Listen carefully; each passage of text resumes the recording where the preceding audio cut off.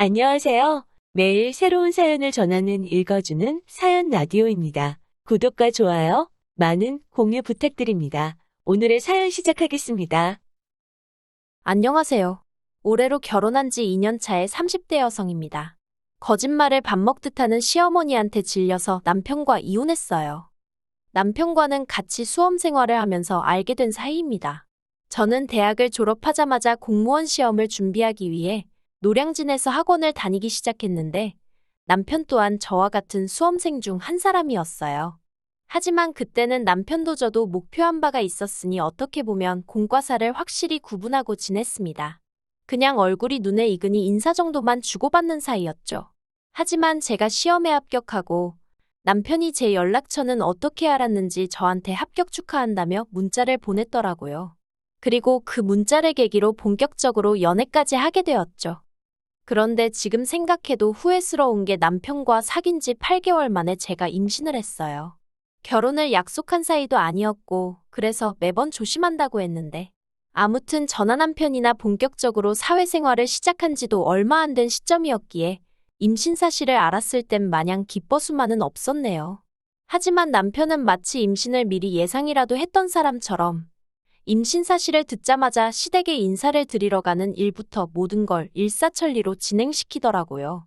그리고 그때는 제가 심적으로 놀라고 지쳤던 탓에 그냥 대부분의 일들을 남편이 하자는 대로 따라갔던 것 같아요. 애시당초 이미 생긴 아이를 지운다는 건 아예 생각하지도 않았거든요. 그런데 번갯불에 콩거 먹듯 결혼 준비가 다 끝나갈 무렵에서야 시부모님이 오랫동안 이혼한 사이셨다는 걸 알게 되었습니다. 처음에 인사를 드리기 위해 찾아갔던 시댁은 남편이 여행 사이트에서 일주일 정도 빌린 아파트였고 원래 어머님은 반지하에 아버님은 아예 다른 지역에서 가정을 꾸리고 살고 계시다대요. 사이좋은 두 분의 모습도 전부 다 남편이 간곡히 부탁드려 만들어낸 이미지에 불과했습니다. 정말이지 제가 겪은 모든 게 어디 드라마에나 나올 법한 이야기였더라고요. 하지만 이 사실을 알았을 땐 결혼 자체를 무르고 싶은 생각도 들면서 한편으로는 하루가 다르게 불러오는 배와 가뜩이나 혼전 임신으로 결혼한다고 하여 친정부모님 가슴에 대못을 박았는데 이제 와서 파혼 소리를 어떻게 꺼내나 싶대요. 그리고 저는 그렇다 쳐도 저희 친정부모님의 얼굴에 먹칠을 하게 되는 것도 두려웠고 파혼을 해도 아이는 낳아야 하는데 그러면 싱글맘으로 살아야 하는데 정말이지 그 어떤 것도 도무지 엄두가 나지 않았죠. 무엇보다도 남편이 자기가 그렇게까지 하면서라도 저와 결혼을 하고 싶었던 건 저에 대한 사랑이 너무 커서 그런 거 아니었겠냐며 제발 자기를 이해해달라고 밤낮으로 전화와 문자로 비는 거예요. 그러니 제 입장에선 어떻게든 조금이라도 저한테 유리하게 좋은 쪽으로 생각하고 싶었던 것 같습니다. 그래서 더는 문제 삼지 않고 원래대로 결혼을 하게 된 거죠. 그런데 결혼을 하고 나니 시부모님이 이혼을 하셨다던가 가진 재산이 별로 없으시다던가 그런 건 문제도 아니더라고요. 더 큰 문제는 시어머니 그 자체였습니다. 결혼하고 가까이서 지내보니 한마디로 정말 인성에 문제가 많으신 분이셨거든요. 일단 없는 얘기까지 지어내시면서 제 험담을 하여 남편과 제 사이를 이간질하셨어요. 이해가 안 되는 게 어머님 입장에서 어머님 아들하고 며느리인 제가 싸우면 도대체 어떤 좋은 점이 있으시길래 그렇게 툭하면 저와 남편 사이에서 없는 말을 지어내시나 싶대요. 결혼하고 얼마 되지 않았을 때였습니다. 하루는 퇴근한 남편이 씩씩대며 집에 들어오더니 다짜고짜 저더러 어떻게 그럴 수 있냐는 거예요. 그래서 무슨 말이냐니까 이번 주 내내 어머님 전화를 제가 한 통도 안 받고 다 무시했다던데 그 말이 진짜냐고요. 황당하고 어이가 없었죠. 무시하긴 뭘 무시하냐고 전화가 온 적도 없다 했습니다. 그러자 남편이 어머님이 아침에 일하는 남편에게 전화해 서운해 죽겠다며 며느리가 전화도 안 받고 혼자 사는 시애미가 무슨 일이 있는지 없는지 관심도 없는 모양이라며 우시더라나요. 그래서 제가 제 핸드폰을 남편 코앞에 들이밀며 보라고 부재중 전화 목록도 보고 한번 뭐라도 있는지 내키는 만큼 샅샅이 뒤져보라고 했네요. 그랬더니 남편이 됐다면서 저더러 벌써 지운 건 아니고 하며 빈정거리는 게 아니겠어요? 그리고 그런 남편의 모습을 보니 절대로 이대로 그냥 넘어가면 안 되겠다 싶었습니다. 그래서 AS 센터 가서 점검받고 기지국이며 콜센터에 전화해서 다 확인해보고 대리점에도 가보고 그리고 당연히 모든 곳에서 하는 말은 한결같이 애초에 상대방 쪽에서 발신 자체를 안 한 거라고요. 그래서 며칠 뒤 그간 제 나름대로 조사한 걸 남편한테 쥐어줬어요. 그러니까 그제서야 남편이 좀 당황한 얼굴로 그러면 어머님이 뭘 착각하셨나 보다면서도 그새 또 저한테 하는 말이 너는 이렇게까지 시시비비를 가렸어야 했냐며 너가 먼저 했으면 되는 거 아니냐 하는데 저도 결혼 초에는 어머님한테 몇 번이나 먼저 연락을 드리곤 했었죠. 그런데 그럴 때마다 어머님이 저더러 당신을 감시라도 하는 거냐며 왜 이렇게 전화를 해대냐고 짜증을 내시기 일쑤셨거든요. 그러니 저도 사람인데 무슨 기분이 난다고 어머님한테 전화를 드리고 싶었겠어요? 그래서 그냥 오는 연락이나 받고 아니면 이따금씩 문자나 보내고 그러는 상황이었지요. 게다가 이뿐만이 아니었습니다. 처음엔 왜 시댁 외가 쪽 어른들이 저를 그렇게 가자미 눈을 하고 보시나 했는데 알고 보니 어머님이 시댁 외가 쪽에도 제 욕을 어지간히 해두셨더라고요. 정말 여러 가지가 있는데 그중에서도 제일 어이가 없었던 게 제가 작정하고 남편을 꼬셔서 임신까지 하고 그래서 당신이 어쩔 수 없이 결혼을 허락했다는 이야기였습니다. 아니, 아무리 팔이 안으로 굽는다지만 객관적으로 봐도 제 조건이랑 남편 조건이랑 비교해보면 제가 미쳤다고 그럴 이유가 없어요. 그저 제가 모든 걸 다 참고 남편과 결혼을 한 건 말 그대로 제가 임신을 했고 뱃속에 아이를 아빠 없는 아이로 만들고 싶지 않았을 뿐이지. 그런데 어머님은 당신 아들이 너무 잘나서 제가 노렸다는 식으로 당신 친지들한테 얘기를 하고 다니신 데다가 친정이 좀 산다고 시어머니 알기를 우습게 알아서 예단도 아무것도 안 한 거라고 말씀하고 다니셨던 거죠. 그러니 그쪽 어른들 입장에서는 제가 얼마나 괘씸했겠어요? 그래서 오죽하면 제가 한 번은 다 모인 자리에 등기부등본을 들고 나갔습니다. 친정아버지 소유의 아파트에서 저희가 살고 있고 그래서 예단을 생략했던 거라는 설명을 하기 위해서요. 하지만 남편과 결정적으로 이혼을 결심하게 된 건 단지 저 정도의 이간질 때문만은 아니었습니다. 정말 저를 미치게 만든 건 어머님의 말도 안 되는 거짓말이었어요. 물론 그간 이간질을 하시면서도 말도 안 되는 별의별 거짓말을 하시긴 했지만 이번에 거짓말은 정도가 심해도 너무 심했고 도를 지나쳐도 한참을 지나치셨거든요. 저희의 돌까지 3달쯤 남았던 때 돌잔치는 생략하는 게 어떨까 하는 얘기가 나왔습니다. 실제로 저나 남편이나 주변의 애는커녕 결혼을 안 한 지인들도 많았던지라 결혼식에 이어 돌잔치까지 부르면 부담을 주는 것처럼 보일 것 같았거든요. 그런데 시어머니께서 난리셨습니다. 그래도 곽씨 가문의 첫 손자인데 어떻게 돌잔치를 생략하냐면서 그렇게는 안 된다고 호텔에서 멋들어지게 해야 한다면서요. 하지만 물론 땡전 한 푼 보태주신다는 말씀은 없으셨고 그냥 무턱대고 화만 내시는 상황이었죠. 그래서 결국 지금 생각해보면 왜 그렇게까지 했는지 모르겠지만 나름대로 어머님을 어르고 달래어 호텔까지는 아니어도 적당한 장소를 빌려 돌잔치를 하는 것으로 이야기가 되었습니다. 그런데 돌잔치 당일 사람들 모두 화기애애하고 좋은 이야기만 오가는 와중에 머리끝부터 발끝까지 무슨 바비 인형 마냥 분홍색으로 칠갑을 하고 오셔가지고는 사회자가 친할머니가 아이한테 덕담 한마디 해주세요 하고 마이크를 건넸을 때였습니다. 어머님이 대뜸 여기 오신 분들 모두 감사합니다 하시더니 실은 당신이 위암 사기다. 언제 죽을지 모른다. 아들도 며느리도 평소에 연락을 잘 안 해서 내가 아픈 걸 몰랐을 거다. 서럽고 서운하다. 뭐 그런 말씀을 하고 계시는 거예요. 순식간에 분위기는 찬물이라도 끼얹은 듯 쥐죽은 듯 가라앉았고 사람들이 웅성거리기 시작했습니다. 그리고 어머님 형제분들은 저랑 남편더러 얼마나 연락을 안 하고 살면 지 엄마가 죽어가는데도 모르냐면서 욕을 하기까지 했습니다. 저희 친정부모님도 당황하셔서는 진짜냐? 이게 어떻게 된 거냐? 너네 정말 몰랐냐? 하시고 순식간에 저희 정말 천하의 나쁜 놈들 부모도 몰라보는 폐륜아가 돼버렸어요. 그래서 돌잔치고 뭐고 제대로 마무리도 못 짓고 손님들 돌려보내고 하지만 아무튼 그때는 억울하고 당황스럽고 그런 것보다는 당장 어머님이 위암 사기라니 이를 어쩌나 하는 생각뿐이었죠. 그리고 바로 이튿날 제가 어머님더러 큰 병원에 가보자고 했어요. 어느 병원에서 진단을 받으신 건지 서울에 있는 대형 병원으로 한번 가보자고요. 그런데 어머님께서 곧 죽어도 병원은 안 간다며 버티시는 거예요. 어차피 곧 죽을 목숨인데 쓸데없이 무슨 병원이냐면서 대신 저랑 남편더러 당신 가는 날까지 말이나 잘 들으라나요? 항암이고 뭐고 아무것도 하실 생각 없다 하시면서 그냥 맘 편히 살다 죽었으면 좋겠다면서요.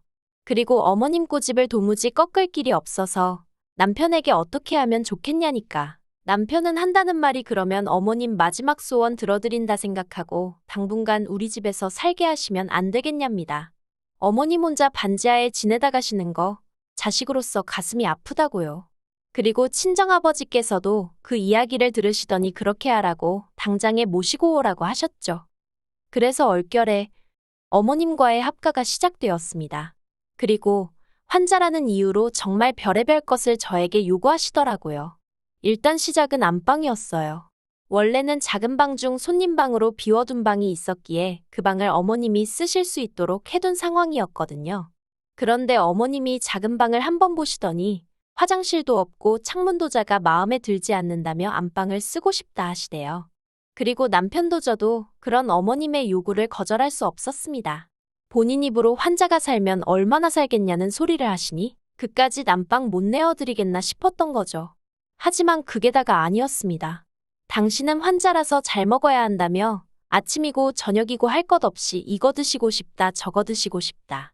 모르는 사람이 봤으면 정말 저희 어머님이 무슨 애라도 가진 줄 알았을 거예요. 그러다 좀 이상한데 싶은 일이 있었으니 위 안말기라면서도 병원은 곧 죽어도 안 가시던 어머님께서 하루는 몸이 영 안 좋다며 보약액을 꺼내시는 거예요. 좀 황당했죠. 병원 치료는 안 받으시면서 웬 보약 타령이신가 해서요.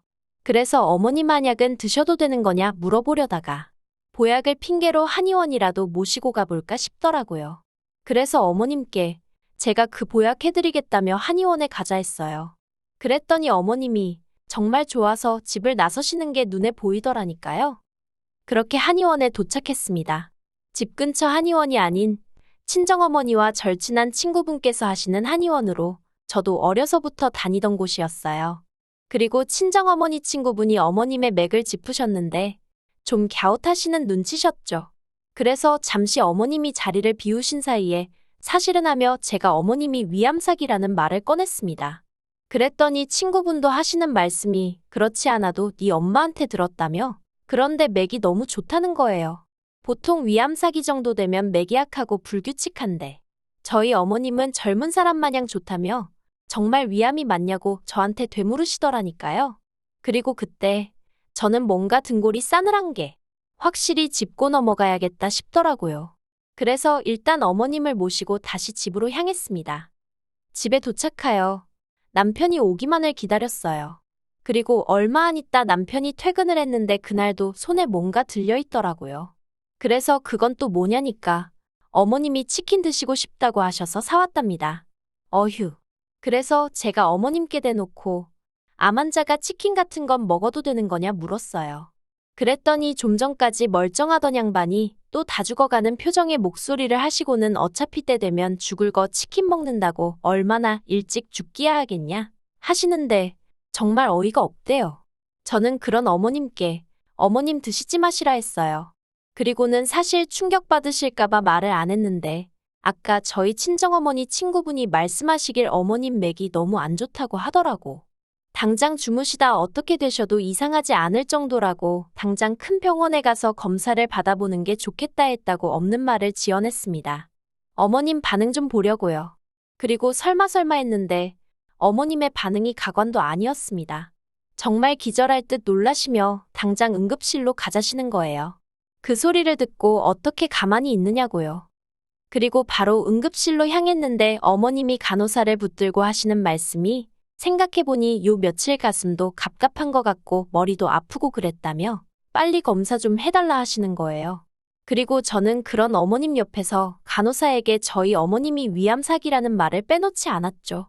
그러자 간호사가 뭔가 이상하다는 듯 머리를 갸웃하더니 일단 알겠다 하대요. 그런데 어째선지 저희 어머님은 당혹스러운 표정으로 저와 남편의 눈치를 살피실 뿐이었습니다. 그리고 몇 시간 후 엑스레이며 CT며 전부 다 결과가 나왔는데 의사 말이 멀쩡하시다. 핏줄도 얽힌 데 없이 쭉쭉 뻗어나가고 있다며 다 좋답니다. 그래서 제가 저희 어머니 위암은요 하니까 의사가 저를 정말 황당하다는 듯 한 번 보고는 누가 위암이냐고 오히려 저한테 되묻더라니까요. 그렇게 집으로 돌아왔습니다.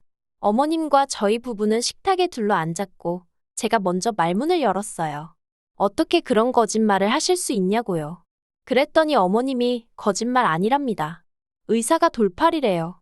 전 병원에서 오진을 한 거거나 아님 지금 의사가 돌팔이거나 아무튼 당신은 거짓말은 안 했다나요?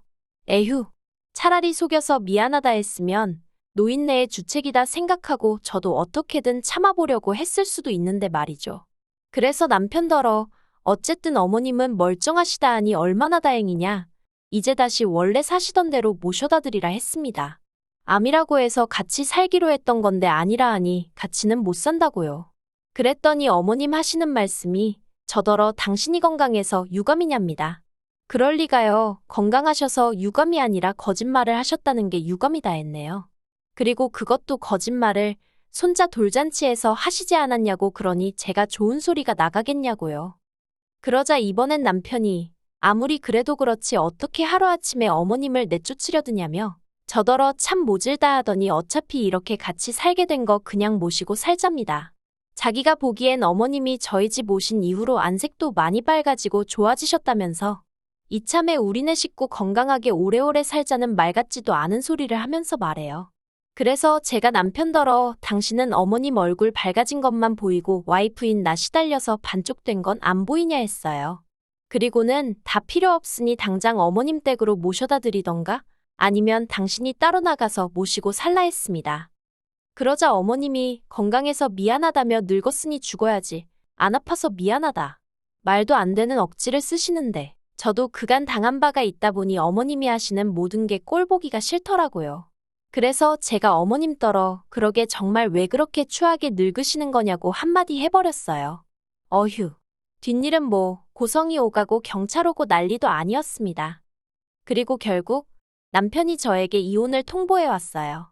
시어머니 알기를 우습게 아는 저 같은 여자랑 더는 못 살겠다는 황당한 핑계를 대면서 말이죠. 그래서 저도 진작에 당신을 사기 결혼으로 고소하지 않은 게 유감이라며 이혼하자 했습니다. 그래도 남편이 마지막 양심인지 법적으로 싸워봤자 가능성이 없다는 걸 아는 건지 몇 푼 안 되는 재산 가지고 왈가왈부하려 들지는 않더라고요. 다행이었죠. 그래서 합의 이혼하고 아이는 제가 키우기로 했습니다. 양육비는 달에 80씩 받기로 했는데 글쎄요, 무슨 재주로 주려나?